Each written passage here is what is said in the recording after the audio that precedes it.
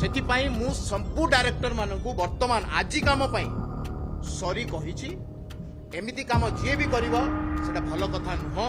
ମୁଁ ସେଥିପାଇଁ ସରି କହିଛି। କିନ୍ତୁ ଶୁଣି ଦିଅନ୍ତୁ, କାହାକୁ ପଚାରିବା ପୂର୍ବରୁ ରାଣ୍ଡି ପୁଅ ଶବ୍ଦରେ ବର୍ତ୍ତମାନ ବି ମୁଁ ଅଟକିକି ଅଛି। ତ ମୋନାଲ ମିଶ୍ରଙ୍କୁ ତ ଆପଣ ଭଲ ଭାବରେ ଜାଣିଥିବେ। ଶୁଣିବାକୁ ମିଳୁଛି ତାଙ୍କ ନାଁରେ କଟକ ସାଇବର ଥାନାରେ ଏଫଆଇଆର ଦର୍ଜ କରିଛନ୍ତି ଫିଲ୍ମ ନିର୍ମାତା ବା ଓଡ଼ିଆ ଫିଲ୍ମ ଆସୋସିଏସନ। ମୋନାଲ ମିଶ୍ର ପୁଣି ଆଉ ଏକ ବିବାଦରେ ଛନ୍ଦି ହୋଇଛନ୍ତି। 2 ଦିନ ତଳେ ଗୋଟେ ଭିଡିଓ ଖୁବ୍ ଜୋରସୋରରେ ଭାଇରାଲ ହେଉଛନ୍ତି, ଯେଉଁଥିରେ ମୋନାଲ ମିଶ୍ର ବବି ଇସଲାମକୁ ମାରିବାକୁ ଯାଇଥିଲେ। ଏହି ବିଷୟରେ ପରେ ଜାଣିବା। ତା ପୂର୍ବରୁ ପ୍ରକୃତରେ ଏ କଣ୍ଟ୍ରୋଭର୍ସି କିଏ ଆରମ୍ଭ କରିଥିଲା, ଚାଲନ୍ତୁ ପୁରା ଡିଟେଲ୍ସରେ ଜାଣିବା।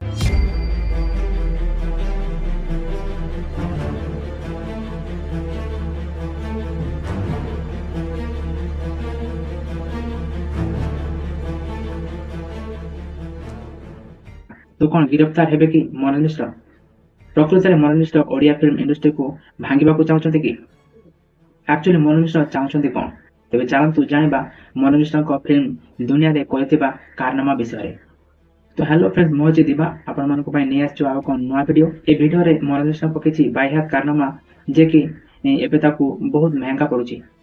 ତେବେ ଚାଲନ୍ତୁ ଡେରି ନ କରି ଭିଡ଼ିଓଟି ଆରମ୍ଭ କରିବା।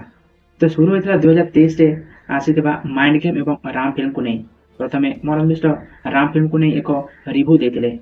से रिव्यू रे मोनाल मिश्र जड़े ओडिया इंडस्ट्री रे काम कर आसुथिबा कलाकार हिसाब से एमती मंतव्य रखिथिले जहाँकि कदापि एभली मंतव्य रखिबा कथा नथिला।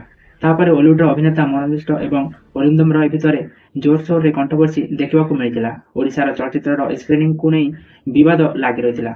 मोनाल मिश्र दक्षिण ओडिशा और पश्चिम ओडिशा को नहीं भाग भाग करने को प्रयास करथिला, किंतु से असफल रही। तथापि मोनाल मिश्र निज घमंड रे अटल थिले। या भितर अरिंदम जे कि राम फिल्म प्रोड्यूसर से मोनाल मिश्र को अनुरोध करथिले जे कि भाई आस आम कंट्रोवर्सी एठू खत्म करबा आ पुणी थे निज निज भितर एक मिसिकी काम करबा। किंतु मोनाल मिश्र अरिंदम कथा को कौनसी उत्तर देलेनी कि खातिर भी कलेनी। आहरी मोनाल मिश्र कहथिले जे मते अरिंदम को बदनाम करने को चेष्टा करछंती हॉलीवुड किछि गुणधर लोक माने। यही सब नजर रखी मोनाल मिश्र आउ तांको बानर सेना राम फिल्म को संबलपुर रे बैन कर देथिले।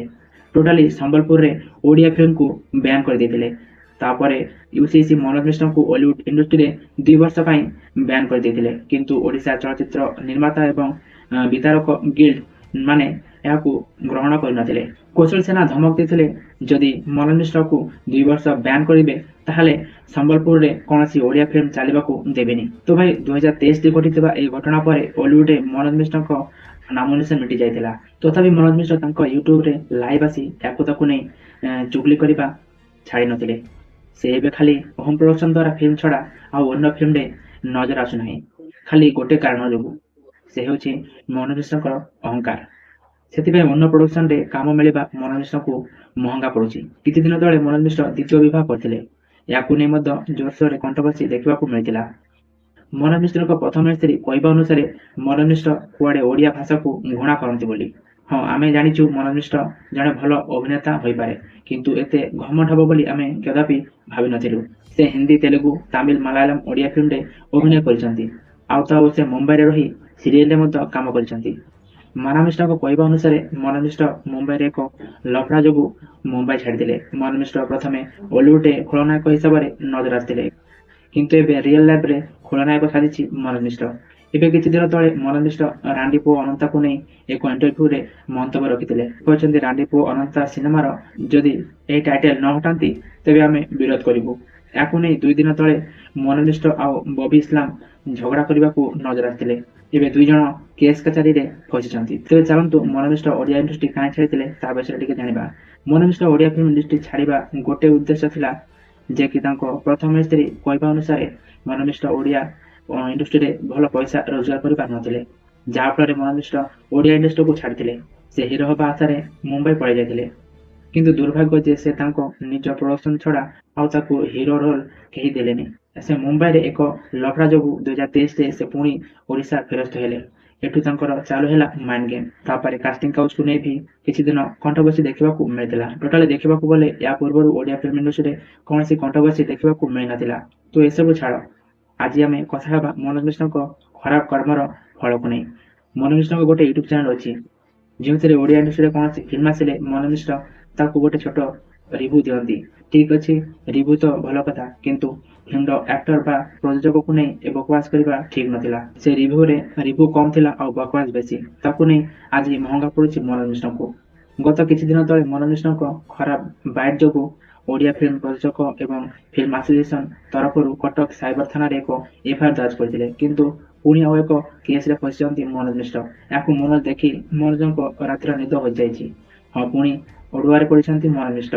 ଗୋଟେ ପରେ ଗୋଟେ ବିବାଦରେ ଛନ୍ଦିଛନ୍ତି ମନୋଜ ମିଶ୍ର। କିନ୍ତୁ ମନୋଜ ମିଶ୍ରଙ୍କ ଅହଙ୍କାର କମ୍ ହଉନି। ଶୁଣନ୍ତୁ କ'ଣ କହୁଛନ୍ତି ମନୋଜ ମିଶ୍ର। ସେଥିପାଇଁ ମୁଁ ସବୁ ଡାଇରେକ୍ଟର ମାନଙ୍କୁ ବର୍ତ୍ତମାନ ଆଜି କାମ ପାଇଁ ସରି କହିଛି। ଏମିତି କାମ ଯିଏ ବି କରିବ ସେଟା ଭଲ କଥା ନୁହଁ। ମୁଁ ସେଥିପାଇଁ ସରି କହିଛି, କିନ୍ତୁ ଶୁଣି ଦିଅନ୍ତୁ କାହାକୁ ପଚାରିବା ପୂର୍ବରୁ। ଉଦଣ୍ଡି ଶବ୍ଦ ରଖାଯିବ ନାହିଁ, ତାହେଲେ ରାଣ୍ଡି ଶବ୍ଦର ବ୍ୟବହାର ନାରୀମାନଙ୍କୁ କରାଯାଇପାରିବ ନାହିଁ। ନାଇଁ ନାଇଁ ନାଇଁ ନାଇଁ, କେହି କିଛି କୁହନ୍ତୁ ନାହିଁ ପ୍ଲିଜ। ତ ଏଇଥିପାଇଁ ମୁଁ କହିବାକୁ ଚାହୁଁଛି ଯେ ରାଣ୍ଡି ପୁଅ ଅନନ୍ତା ଶବ୍ଦ, ରାଣ୍ଡି ପୁଅ ପର୍ଟିକୁଲାରଲି ରାଣ୍ଡି ଶବ୍ଦ ଏ ସିନେମାରେ ରହିବନି। ଯଦି ରହିବ ଆମେ ବିରୋଧ କରିବୁ। କେବଳ ମୁଁ ନୁହଁ, ଓଡ଼ିଶାର ସବୁ ନାରୀମାନେ ବିରୋଧ କରିବେ। ତେବେ ଆପଣ କ'ଣ କହିବେ ମନୋଜ ମିଶ୍ରଙ୍କୁ ଆପଣଙ୍କର ମତାମତ ନିହାତି ଜଣାଇବେ। ତ ଭିଡ଼ିଓ ଆଜିକୁ ପାଇଁ ଏତିକି। ଦେଖା ହବ ଆଉ ଏକ ନୂଆ ଭିଡ଼ିଓରେ। ସେ ପର୍ଯ୍ୟନ୍ତ ରହିଲି। ଜୟ ଜଗନ୍ନାଥ।